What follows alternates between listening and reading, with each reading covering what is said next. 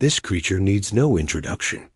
It is the mighty and fearsome Monolophosaurus, the single-crested lizard. It's one of the coolest-looking dinosaurs out there. You can't unsee that thing when you look at it. So hello, everyone. It's me, and welcome to Dinosaur of the Week. Today, we are talking about Monolophosaurus, a member of the Theropodis family called the Tetanuri, the main group of theropods that gave rise to the most famous carnivores of all time, such as Allosaurus, Ceratosaurus, Megaraptor, Tyrannosaurus, and of course, birds. And Mono is one of the earliest members of that group, but let's get ahead of ourselves. The story of Mono begins in the Middle Jurassic period, specifically the age of Colovian, which lasted from roughly 168 to 163 million years ago. At that time, the supercontinent Pangaea had broken up into the northern landmass of Laurasia and the southern landmass of Gondwana, but they were still connected by a land bridge in the west. Across the Tethys Ocean, these two future continents would collide and merge once again to reform Pangaea. But that would happen later. For now, the Earth was split in half, and life was doing its thing. It was during this time that the first Tetanuras began to appear, and one of them was Monolophosaurus, who lived in what is now western China. What makes Mono unique among the other Tetanurians is that it was one of the first. According to the study of the phylogeny of Tetanurians, which you can read about in the description below, they appeared after the divergence of the branch that led to the ancestors of Allosaurus, but before the branch that led to the ancestors of Megalosaurus and Torvosaurus. And as far as we know, the first fossils of Mono were discovered in 2006 by a team of Chinese and Canadian paleontologists in the Shishigu Formation. They also discovered a few more fossils of Mono in the same formation in 2012. The Shishigu Formation is famous for preserving not only numerous dinosaurs, but also some of the oldest mammals, more primitive relatives of crocodiles, and even early relatives of turtles. There is a lot of stuff there. Monolophosaurus was described and named by the team in 2014, and the type specimen, which is the specimen that the name refers to, is a relatively complete skeleton along with skull. Most of the bones were articulated, and the skull was even more complete than most. Unfortunately, the skull was weathered and didn't preserve any of the soft tissue like skin or feathers. But it did preserve something else, something even stranger, a huge hole where the front of the skull should have been.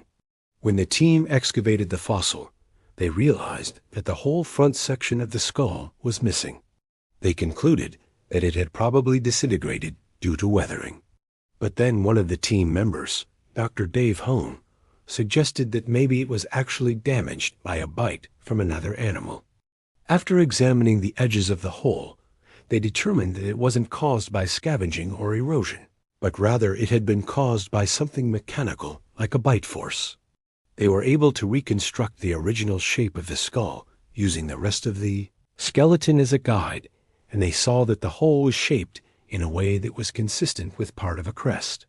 Later on, in 2016, more fossils of Mono were discovered. One of them was a partial skull that seemed to confirm that the damage to the original skull was indeed caused by a bite. And here's where things get weird. As paleontologists studied the crest, they noticed that it looked nothing like any of the other theropods they had ever seen. It was tall and thin, sort of like a cross between a sword and a comb, and it was situated high up on the top of the skull. We don't know exactly what it looked like in life, since we haven't found any skulls that preserved the soft tissue.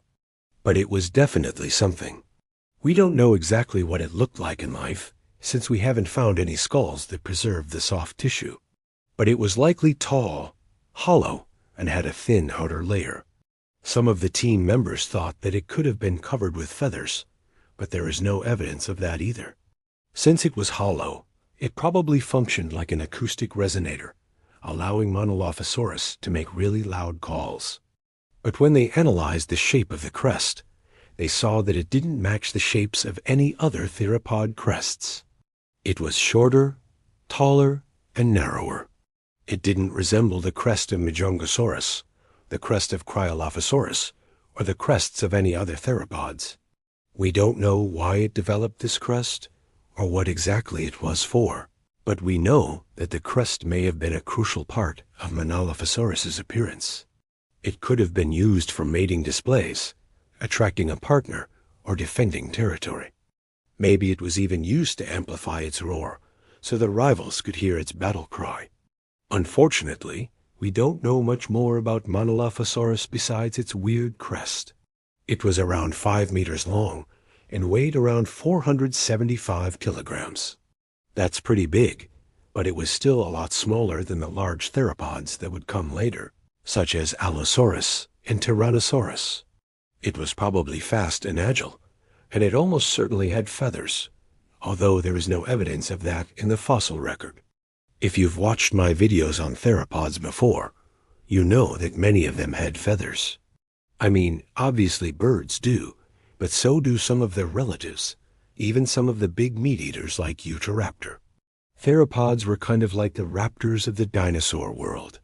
They were feathered, fast, and fierce. And Mono was no exception. It was also the dominant predator in its environment. It likely lived near lakes and rivers, and hunted other animals for food. In fact, it was probably responsible for killing many of the herbivores in the area, such as the early sauropods.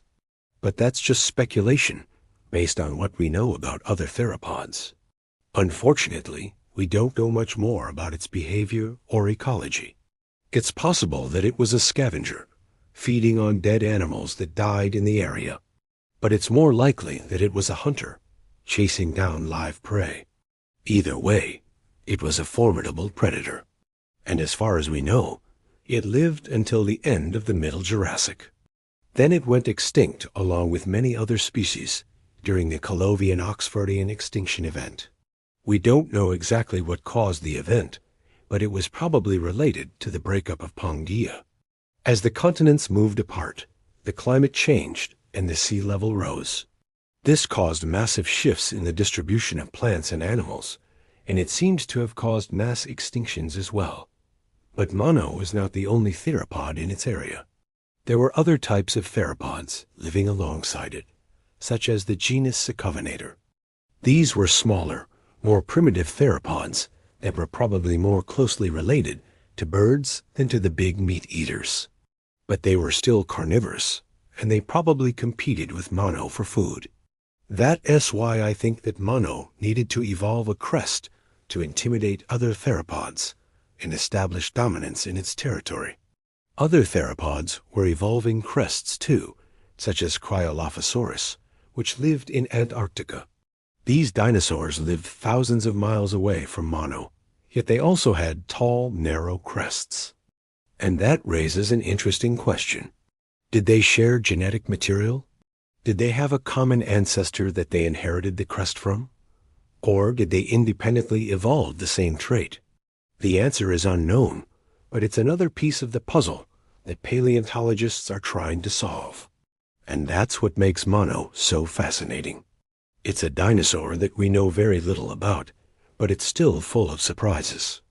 It's a reminder that we can't know everything there is to know about the past, and that there will always be more discoveries to make. If you enjoyed this episode, please leave a like and subscribe for more. And if you want to support the channel directly, you can check out the membership options. I appreciate your support, and I thank you for watching. Goodbye.